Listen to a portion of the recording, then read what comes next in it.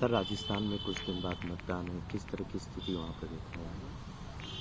अच्छा संघर्ष है। कांग्रेस ने बहुत बेहतर काम किए हैं।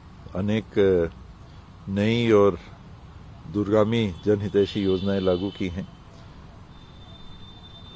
बहुत वरिष्ठ अनुभवी लीडर हैं गहलोत जी, और उनके साथ सब मिलकर काम कर रहे हैं। कांग्रेस की सरकार बनने की अच्छी संभावना है। सर, आप वहाँ प्रभारी भी रहे हैं, मुख्यमंत्री आज दौरे पर गए हैं वहाँ पे, आपका भी कुछ दौरा बन रहा है? मैं प्रभारी नहीं रहा। मेरे को राज्यसभा के लिए ऑब्जर्वर बना के भेजा गया था, राज्यसभा के 2 चुनाव के लिए जी। तो मैं कभी प्रभारी दौरा बन रहा है वहाँ पे आपका? नहीं। सर, अशोक गहलोत जो है वो कह रहे हैं महादेव एप्लीकेशन को लेकर कि कुछ दिन पहले भूपेश बघेल को अरेस्ट करने का षड्यंत्र रचा जा रहा था। तो स्वाभाविक है, उस तरह से प्रेस रिलीज करने का कोई औचित्य ही नहीं था। जब आपके पास कोई सबूत नहीं है, आपने हवाई किसी के हवाले से कर दिया, जो अब जेल से खुद ही लिख के दे रहा है कि मेरे से जबरदस्ती लिख पाया गया, तो कार्रवाई तो ईडी के ऊपर होनी चाहिए। सुप्रीम कोर्ट को संज्ञान में लेना चाहिए और इंक्वायरी बैठानी चाहिए कि क्या रहा है। सर, राहुल गांधी कह रहे हैं कि जेब कतरे अकेले नहीं आते, 3 लोगों को लेके आते हैं, एक पीछे से आता है, एक दूर से आता है, और प्रधानमंत्री जो है वो ध्यान भटकाने का काम करते हैं। प्रधानमंत्री जी ध्यान भटकाने का काम हर बार करते हैं। जब कोई इशू आता है, संवेदनशील और चुनौतीपूर्ण इशू आता है, तो दूसरी बात चालू कर देते हैं। कभी अयोध्या आ जाएगा, कभी काशी आ जाएगा, कभी वो ज्ञानवापी मॉस्क की बात आ जाएगी, कभी तीसरी बात आ जाएगी। तो ये तो माहिर है इसमें तो कोई 2 बात है ही नहीं। सर, अमित शाह राजस्थान में रैली के दौरान कह रहे हैं कि अशोक गहलोत जी अपने बेटे को सीएम बनाना चाहते हैं और सोनिया जी अपने बेटे को पीएम बनाना चाहती हैं। प्रश्न किसी के बेटे के सीएम पीएम बनने का नहीं है, प्रश्न क्षमता का है।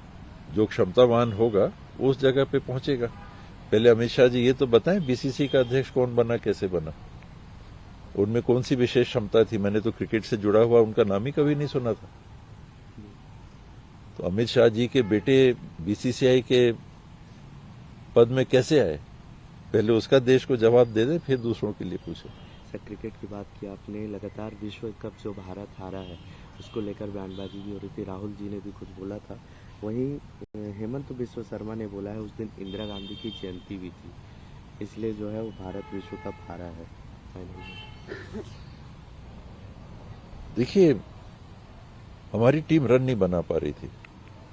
जो भी कारण हो, विकेट स्लो था, क्या था, जो भी कारण हो, लेकिन सच्चाई ये है कि बहुत बेहतर खेल रही टीम को पिच ऐसा मिला कि जहां स्ट्रोक्स वो ले नहीं पा रहे थे।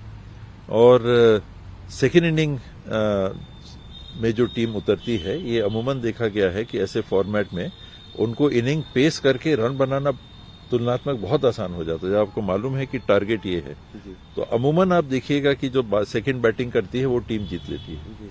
मैक्सिमम परसेंटेज आप देखिएगा जीतने का तो सेकंड टीम को है। और दूसरी इनिंग में स्ट्रोक मेकिंग आसान दिख रही थी। तो ये जीत हार जो मैच में हुई है, इसका कारण ये है कि हम रन नहीं बना पाए। और वो जब बैटिंग करने के लिए आए तो हो सकता है विकेट का स्वभाव बदल गया, ओस गिर गई, जो भी कारण हुआ। ये तकनीकी मामला है, मैं उतना एक्सपर्ट इस मामले में नहीं हूं, लेकिन दिख रहा था कि हम रन